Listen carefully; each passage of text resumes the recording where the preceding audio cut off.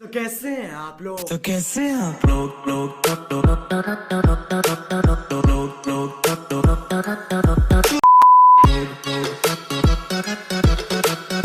एक super hero भले ही कितना भी पावरफुल क्यों ना हो, लेकिन उसके वेपन के बिना वो हमेशा अधूरा रहता है। चाहे हम बात कर ले आयरन मैन और उसके आर्मर की, थॉर और उसके हैमर की, या फिर कैप्टन अमेरिका और उसके सील की। हर हीरो को सुपर हीरो बनाता है उसका वेपन। तो गाइस, आज की इस वीडियो में हम मार्वल सिनेमैटिक यूनिवर्स में दिखाए गए अब तक के सबसे पावरफुल वेपन्स को रैंक करने वाले हैं। तो शुरू से लास्ट तक की वीडियो पूरा जरूर देखिए। लॉकी के स्कैप्चर को उसकी पावर माइंड स्टोन और टेसरेट से मिलती है। एमसीयू में इस वेपन को कई तरह से यूज किया गया है। लॉकी इससे एनर्जी ब्लास्ट कर सकता था, किसी के भी माइंड को कंट्रोल कर सकता था। इसमें आगे एक ब्लेड लगाया था जिससे उसने द एवेंजर्स में फिल काउंसिल को भी मारा था। इसके अलावा हाइड्रा ने एवेंजर्स एज ऑफ अल्ट्रॉन में उसका यूज करके वांडा और क्विक सिल्वर पे एक्सपेरिमेंट किए थे, जिसके बाद उन्हें उनकी पावर मिली थी।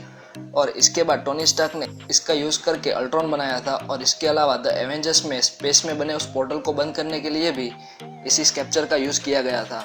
तो इस रीजंस की वजह से आप अंदाजा लगा सकते हैं कि ये वेपन एमसीयू में कितना इंपॉर्टेंट है। आई ऑफ आगामोटो सॉर्सरर सुप्रीम का एक खास वेपन है जो उन्हें टाइम को अपने हिसाब से मैनिपुलेट करने की पावर देता है। आई ऑफ आगामोटो को उसकी पावर टाइम स्टोन से मिलती है और एमसीयू में डॉक्टर स्ट्रेंज ने इसे बहुत से इंपॉर्टेंट मोमेंट्स पे यूज किया है। डॉक्टर स्ट्रेंज मूवी में उसने इसका यूज करके टाइम को रिवर्स कर दिया था और इसी की मदद से उसने डोर्माबॉग को इन्फिनिटी टाइम लूप में फंसाकर उसे वापस जाने पर मजबूर कर दिया था। इसके बाद आई ऑफ आगामोटो का ओरिजिनल यूज हमें देखने को मिला इन्फिनिटी वॉर में, जहां डॉक्टर स्ट्रेंज ने इसका यूज करके 14 मिलियन आउटकम्स देखे और थैनोस को मारने का एक परफेक्ट प्लान बनाया। ब्लैक पैंथर का सूट एमसीयू में सबसे स्ट्रॉन्गेस्ट मेटल वाइब्रेनियम से बना है और इसके अलावा इसमें यूज की गई वकांडा टेक्नोलॉजी इसे और भी ज्यादा कूल बना देती है। टोनी स्टार्क के नैनोटेक आर्मर की तरह ब्लैक पैंथर का सूट भी कुछ ही सेकंड में उसकी पूरी बॉडी पर फॉर्म हो जाता है। ये सूट लगभग किसी भी अटैक को खुद पर झेल सकता है और साथ ही वो खुद पे हुए हर अटैक की काइनेटिक एनर्जी को एब्जॉर्ब करके उसे अटैक करने के लिए भी यूज कर सकता है। ये सूट वाकई में बहुत ही जबरदस्त टेक्नोलॉजी से बना है, लेकिन इन्फिनिटी वॉर और एंड गेम में ब्लैक पैंथर के सूट पे ज्यादा फोकस नहीं किया गया। स्पाइडरमैन के वेब शूटर्स सभी सुपर हीरोज के वेपन में से सबसे कूल वेपन है। स्पाइडरमैन इनसे अपने मेन वेपन वेब्स को शूट करता है। ये वेब इतने स्ट्रॉन्ग है कि जो हल्क को भी कंट्रोल कर सकते हैं। स्पाइडरमैन होमकमिंग के बाद टोनी स्टार्क ने अपनी टेक्नोलॉजी से स्पाइडरमैन के वेब शूटर्स को एक अलग ही लेवल पर पहुंचा दिया। इसके बाद स्पाइडरमैन अपने वेब शूटर्स से तरह तरह के वेब शूट कर सकता है, लेकिन इसकी एक कमी यह है कि वेब शूटर्स एक लिमिट के बाद खत्म हो जाते हैं।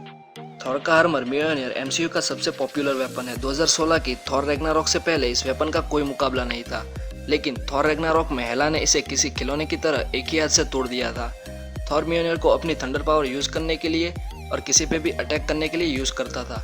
म्योल्नियर को उठाने वाले का वर्दी होना जरूरी है और यही असली वर्दीनेस हमें एवेंजर्स एंड गेम में देखने को मिली, जहाँ कैप्टन अमेरिका ने ऑडियंस को म्योल्नियर का और भी ज्यादा फैन बना दिया।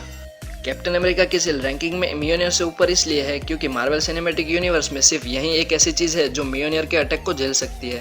कैप्टन अमेरिका की सील वाइब्रेनियम से बनी है, जो न्यूटन के लॉ को तो फॉलो नहीं करती, लेकिन कैप्टन अमेरिका के लिए बहुत ही इंपॉर्टेंट वेपन है।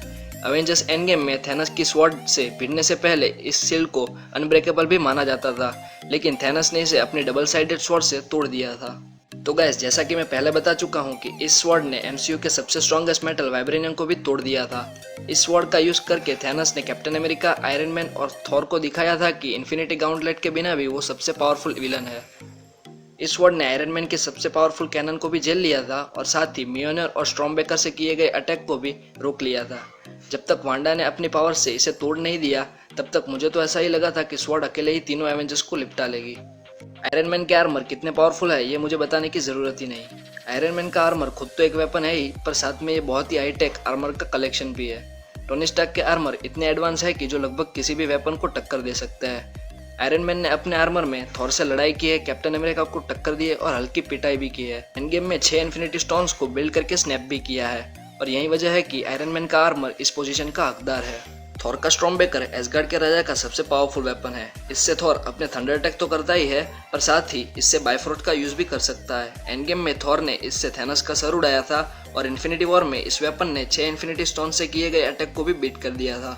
लेकिन इस चीज को केविन फेगी ने बाद में क्लियर कर दिया था कि स्टॉर्मब्रेकर इन्फिनिटी गाउंटलेट के अटैक को इसलिए झेल पाया क्योंकि थैनोस ने अटैक करते वक्त स्टॉर्मब्रेकर की पावर को जज नहीं किया था। इन्फिनिटी स्टोन्स एमसीयू के सबसे पावरफुल वेपन है क्योंकि बहुत से सुपर हीरोज को उनकी पावर्स इसी स्टोन्स के थ्रू मिली है। ये स्टोन्स खतरनाक तो है ही, पर इन 6 स्टोन्स को इन्फिनिटी गॉन्टलेट में एक साथ लगाया जाए तो इसको पहनने वाला एक ही चुटकी में दुनिया को खत्म भी कर सकता है और चाहे तो वापस जिंदा भी कर सकता है। इन स्टोन्स में पूरे यूनिवर्स को मिटाने की और बनाने की दोनों की एबिलिटीज है। ये स्टोन्स इतने पावरफुल है कि इनको यूज करने के लिए इसके यूजर का पावरफुल होना भी बहुत जरूरी है, और इन स्टोन्स ने 2 बार यूज करने पे थैनोस को भी अधमरा कर दिया था। तो इसलिए इन्फिनिटी स्टोन्स एमसीयू के सबसे पावरफुल वेपन है। तो गाइस, आज की वीडियो में बस इतना ही। आप मुझे कमेंट में बताएं कि इनमें से आपका फेवरेट वेपन कौन सा है, और अगर आपको ये वीडियो पसंद आई हो तो इस वीडियो को लाइक करें और हमारे चैनल को सब्सक्राइब करना ना भूलें।